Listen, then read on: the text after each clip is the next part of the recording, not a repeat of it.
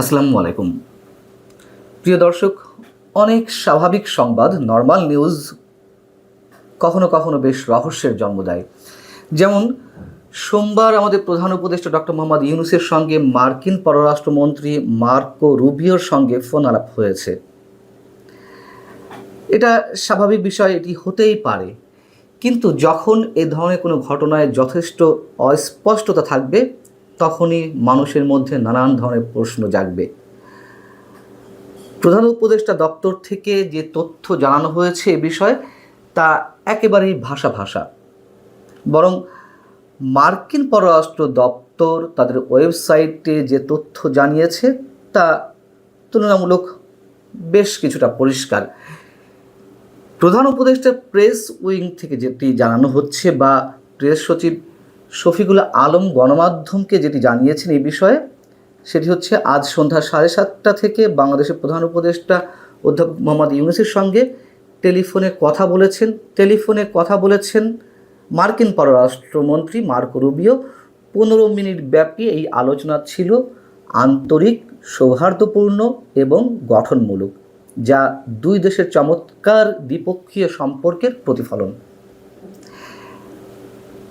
দুই রাষ্ট্রের সরকার প্রধান বা সরকারি পর্যায়ে উচ্চ পদস্থ কর্মকর্তাদের মধ্যে এই ধরনের ফোন আলাপ বা কথাবার্তা হলে স্বাভাবিকভাবেই তো বলা হবে যে সৌহার্দ্যপূর্ণ, গঠনমূলক, চমৎকার আলোচনা।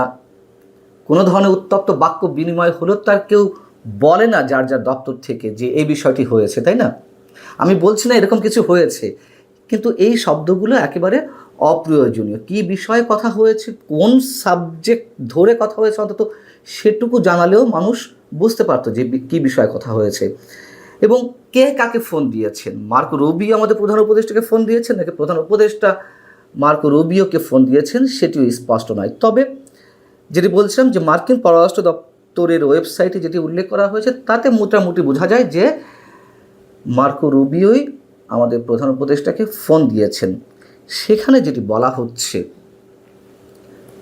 Secretary of state Marco Rubio spoke today with the chief advisor of Bangladesh's interim government, Dr. Mohammad Yunus.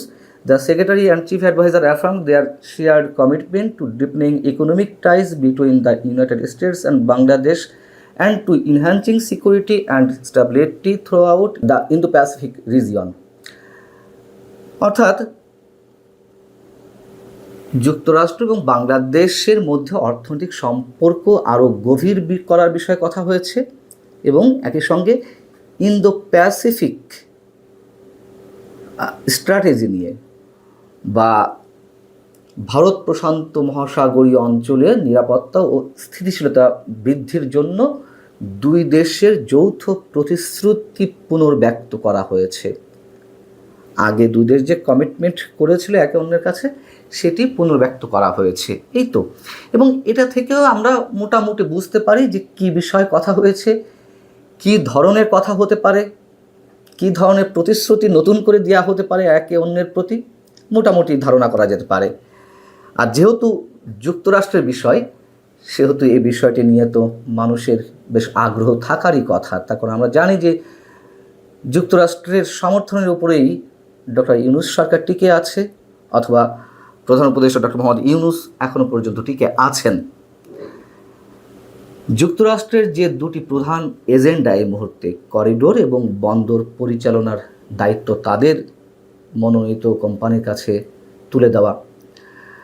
তো বন্দর পরিচালনার দায়িত্ব এরই মধ্যে দেওয়া হচ্ছে ডিপি ওয়ার্ল্ডকে, দুবাই ভিত্তিক প্রতিষ্ঠান, কিন্তু তাদের সঙ্গে যুক্তরাষ্ট্রের একটা বোঝাপড়া আছে, তারা যে দেশে যায় সে দেশে মার্কিন স্বার্থ উদ্ধার করে, এগুলো পুরনো কথা। আর করিডোর ইস্যুতে তো আমরা স্পষ্ট বুঝতে পারছি যে তাদের মধ্যে কোনো কথা হয়েছে কিনা, তার কারণ এখানে ইন্দো প্যাসিফিক স্ট্র্যাটেজির কথা বলা হয়েছে, নিরাপত্তার কথা বলা হয়েছে। ইন্দো প্যাসিফিক স্ট্র্যাটেজি সে সম্পর্কে আমরা জানি, অনেক পুরনো আলোচনা। এই অঞ্চলে যুক্তরাষ্ট্র তার স্বার্থ উদ্ধার করতে চায় চীনের প্রভাব মোকাবেলার মাধ্যমে, এবং সেক্ষেত্রে অবশ্যই এই বিষয়টিতে ভারত জড়িত, একসাথে ভারতের সঙ্গেই কাজ করতে চায় বাংলাদেশকে নিয়ে। সেই জায়গা থেকে যুক্তরাষ্ট্রের আলাদা একটা এজেন্ডা আছে, তাদের বার্মা অ্যাক্ট এ বিষয়ে কথা বলেছে অনেক, এবং সে তারই অংশ হিসেবে করিডোর ইস্যুটি আমাদের তুমুল আলোচনার বিষয়, এই মুহূর্তে তুমুল বিতর্কের বিষয়। যদিও সেটি এই মুহূর্তে ঝুলে আছে এবং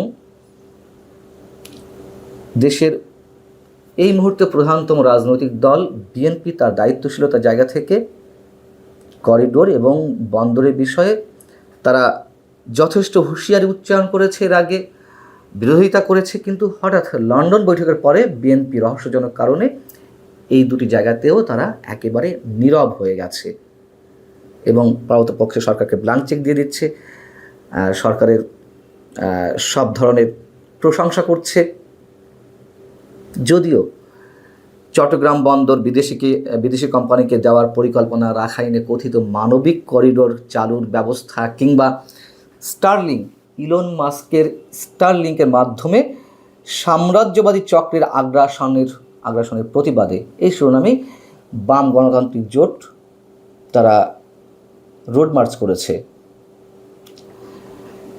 যদিও এই বিষয়ে আবার এরই মধ্যে নানান ধরনের গুঞ্জন রয়েছে, করিডোরের কাজ কতটুকু এগিয়েছে, কতটুকু এগোয়নি, বা কী হচ্ছে না হচ্ছে, নানান ধরনের গুঞ্জন শোনা যাচ্ছে। এবং এর বাইরে আর কি আলোচনা হতে পারে, মার্কিন স্টেট ডিপার্টমেন্ট তাদের ওয়েবসাইটে যেটি উল্লেখ করেছে, দুই দেশের অর্থনৈতিক ক্ষেত্রে সম্পর্ক আরও গভীর করা। এখন অর্থনৈতিক ক্ষেত্রে আমরা জানি একটি বিষয় ঝুলন্ত অবস্থা রয়েছে, যুক্তরাষ্ট্র এর মধ্যে মানে ডোনাল্ড ট্রাম্প প্রশাসন আসার পরে সারা বিশ্বের উপরে, শুধু বাংলাদেশ নয়, তাদের মাত্রা অতিরিক্ত শুল্ক আরোপ করলো অন্যান্য দেশ থেকে তাদের দেশে পণ্য আমদানির ক্ষেত্রে। বাংলাদেশের ক্ষেত্রে 34%, আমার যদি ভুল না হয়ে থাকে, 34% শুল্ক আরোপ করেছিল, এবং প্রধান উপদেষ্টার পক্ষ থেকে একটা চিঠি গিয়েছিল যে এই বিষয়টি 3 মাসের জন্য স্থগিত করার বিষয়টি। এটি শুধু প্রধান উপদেষ্টার কাছ থেকে নয়, যেসব রাষ্ট্রের উপরে এই শুল্ক আরোপ করা হয়েছিল তাদের সবার কাছ থেকে এই ধরনের রিকোয়েস্ট গিয়েছিল, এবং সেটি ডোনাল্ড ট্রাম্প ইতিবাচক সাড়া দিয়েছেন। যদিও আমাদের এখানে কোনো গণমাধ্যম বিশেষ কারোর দ্বারা প্ররোচিত হয়ে এ ধরনের সংবাদ পরিবেশন করেছিল যে ডক্টর মোহাম্মদ ইউনূসের চিঠির পরিপ্রেক্ষিতে যুক্তরাষ্ট্র তার সিদ্ধান্ত থেকে সরে এসেছে। আসলে বিষয়টি তা নয়। এখানে সম্ভবত 70টির উপর দেশে তারা এই শুল্ক আরোপ করেছে এবং সবার ক্ষেত্রেই একই নীতি অবলম্বন করেছে, যেমন শুল্ক মাত্রা অতিরিক্ত আরোপ করেছিল, আবার 3 মাসের জন্য স্থগিত করেছিল। যেমন একেবারে আমি মঙ্গলবারের কথাই বলছি, জানা গেছে যে যুক্তরাজ্যের সঙ্গে তারা 10% শুল্ক একইভাবে সমভাবে আরোপের মাধ্যমে তারা বাণিজ্য করবে। তো যা হোক, এখন বিষয় হচ্ছে যে এই বিষয়টি নিয়ে আলোচনা হয়েছে। এই ধারণাগুলো আমরা সব করলাম মার্কিন স্টেট ডিপার্টমেন্টের ওয়েবসাইটে যে বিজ্ঞপ্তি সেটির আলোকে। এইগুলো নিয়েই তো আলোচনা হতে পারে। যদি আবারও বলি, করিডোরের ইস্যুতে বিশেষ কোনো পদক্ষেপ সরকার তার মতো করে নেয়, নিশ্চয়ই আন্তর্জাতিক ক্ষেত্রে চীন, ভারত এবং রাশিয়া তারা আলাদা একটি সম্পর্ক গড়ে তুলবে, এটি আগেও বলেছি, এবং চীন এ বিষয়ে যথেষ্ট ইঙ্গিত দিয়ে রেখেছে তারা কি করতে চায়। ভালো থাকুন সবাই, আল্লাহ হাফেজ।